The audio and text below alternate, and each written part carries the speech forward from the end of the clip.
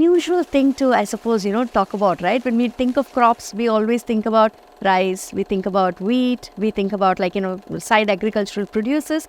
Jackfruit, we don't think of as an agri crop.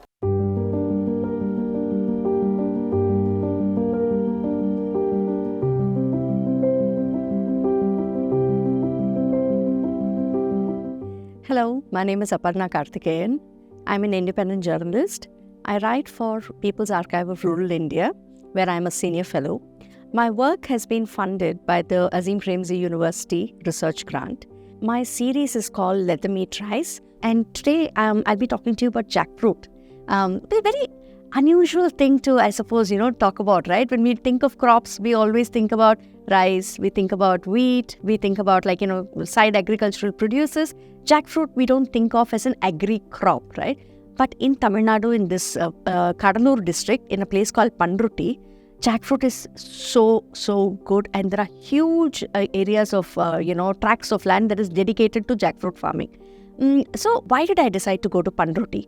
All my life when I was growing up in Tamil Nadu, whenever we would go, past the Pandrutti highway, wherever we were going to, you'd see women selling these giant jackfruits, either whole or cut into small pieces, and then they'll give it to you.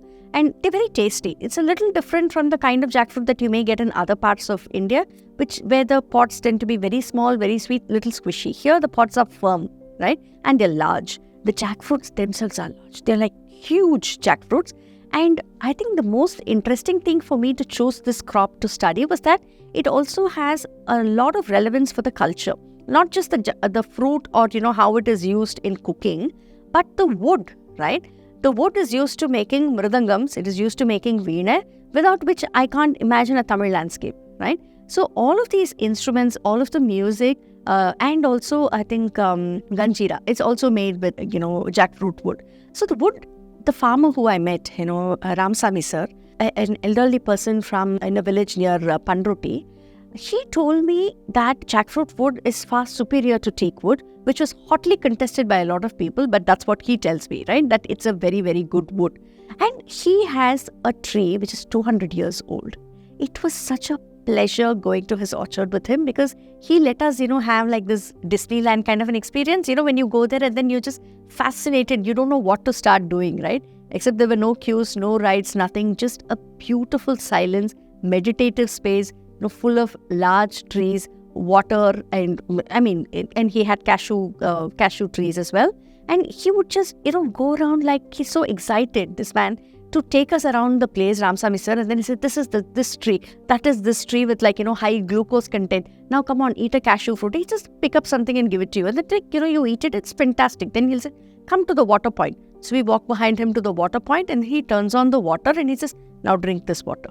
It's like, you come from the city, what water do you have? Drink this water. The water was not sweet, but it was tasty, unlike, the flat water that I get from my RO in Chennai. So it was quite an experience meeting him, and it was a fabulous experience going back to the mandi and meeting the traders. So any agricultural produce invariably most agricultural produce does not trade hands between the farmer and the end consumer, which is people like us.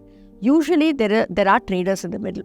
Typically, what you will hear is that the traders, are unfair both to the buyer, to the seller, which is a farmer, and to the buyer, which is like the consumer. In this case, many of the traders were also farmers. They also had jackfruit tree. They also bring their produce, and they were talking about how it is very difficult to do this business without a trader, because the farmer themselves can't stand there and wait for somebody to come there and take 100 jackfruits and then say, okay, I'm going to give you this price.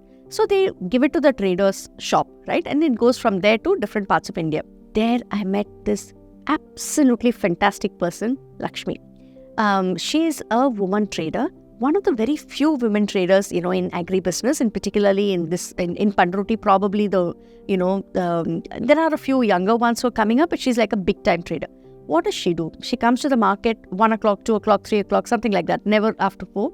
She comes there, and with just her experience, her knowledge, and sometimes with a knife, when she cuts open the jackfruit, she'll tell you how much that jackfruit should be priced at. She doesn't cut open everything because it's precious, and once you cut it open, the quality of the fruit goes down. But she can tell just by looking at it what 1 ton of jackfruit should cost. And she, gets a small commission from the buyer for that, right? Not so much from the trader. So you meet people who are upending power hierarchies, not every day, but rarely. And when you do, it's just accelerating, because Lakshmi Madam, she had been a jackfruit seller in a train. She used to take, bits of jackfruit in the local trains around that area. Then she got married, settled in Pandroti, and then she decided to, sell it on a slightly bigger scale, because people started asking her to source them jackfruit. So now she's so sought after. Anybody who wants a good jackfruit will call Lakshmi. We spend time with her, both in the shop and in her house. The most beautiful thing is that house was built from the income that she earned selling jackfruit. It's not every day that you meet a woman, trader. Very, very rarely do you meet somebody who has come up, from being somebody who sold jackfruit slices in a train to somebody who owns their own house. And now for her entire family, whenever somebody needs money, they reach out to her. And the loveliest thing was, the facade of her house has Lakshmi Vilas written on it.